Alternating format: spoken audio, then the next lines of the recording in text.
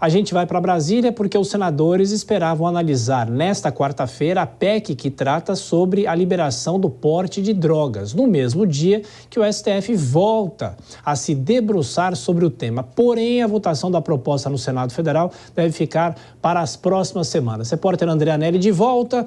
O presidente do Senado, o senador Rodrigo Pacheco, se manifestou sobre esse tema. Como é que deve ficar esse debate? Explica pra gente.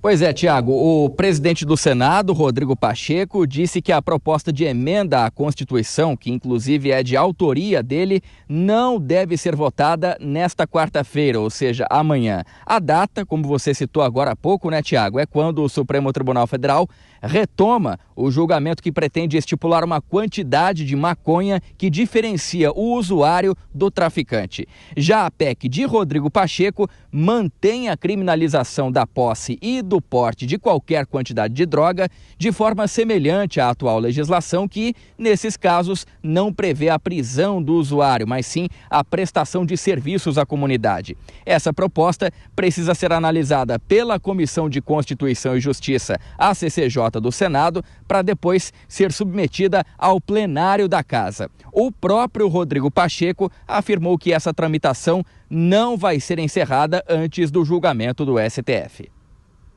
A PEC está tramita na Comissão de Constituição e Justiça, mas obviamente que a apreciação dela não será essa semana, então é o tempo talvez de examinar o que foi a decisão do Supremo Tribunal Federal. A gente insiste nessa tecla de que a política antidrogas no Brasil, embora obviamente tenha sido falha em diversos aspectos, há uma incidência muito grande de traficância de droga, o crime acabou se organizando em torno de tráfico de drogas, que acaba sendo muito lucrativo para essas organizações criminosas.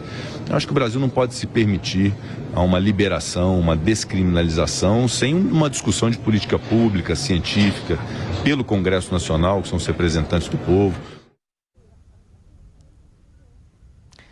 Por outro lado, os senadores da oposição ao governo estavam fazendo pressão para que a PEC fosse votada na CCJ já antes da continuidade do julgamento do STF nessa quarta-feira. O senador Isalci Lucas, por exemplo, defendeu a antecipação do Congresso diante do Judiciário. A gente precisa imediatamente aprovar a PEC, exatamente para impedir essa interpretação do Supremo Tribunal Federal, que prejudica muito, né? Praticamente libera as drogas no Brasil. E a gente sabe, né, o quanto isso representa para a sociedade, para os jovens, né? Então nós temos que realmente agilizar o processo de votação urgente dessa PEC. O Senado ficou dividido entre aqueles que defendem a aprovação imediata do projeto e aqueles que preferem aguardar o julgamento do STF, depois que o presidente da Suprema Corte, o ministro Luiz Roberto Barroso, afirmou que a decisão do Judiciário não se trata de descriminalizar a maconha. Ele afirmou que o julgamento vai criar um parâmetro de quantidade para diferenciar o usuário do traficante. A análise que o STF retoma amanhã é referente a uma ação que pede que seja declarado inconstitucional um trecho da lei de drogas que considera crime adquirir, guardar, transportar entorpecentes para consumo pessoal e prevê penas como prestação de serviços à comunidade sem a previsão de prisão.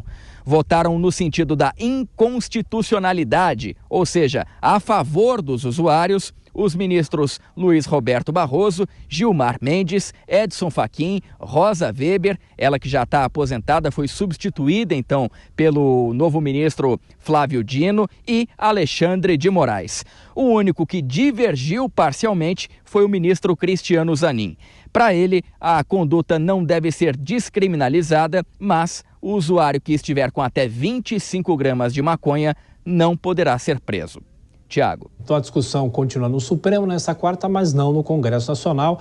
O André Anelli volta na programação da Jovem Pan até mais tarde. Bom, Dora Kramer, a gente falava sobre isso ontem, né? Como é que ia ficar essa discussão, junto o Supremo discutindo e também o Congresso Nacional. Aí Rodrigo Pacheco tomou a decisão de não analisar essa proposta a partir de amanhã. Aliás, a proposta é dele, né?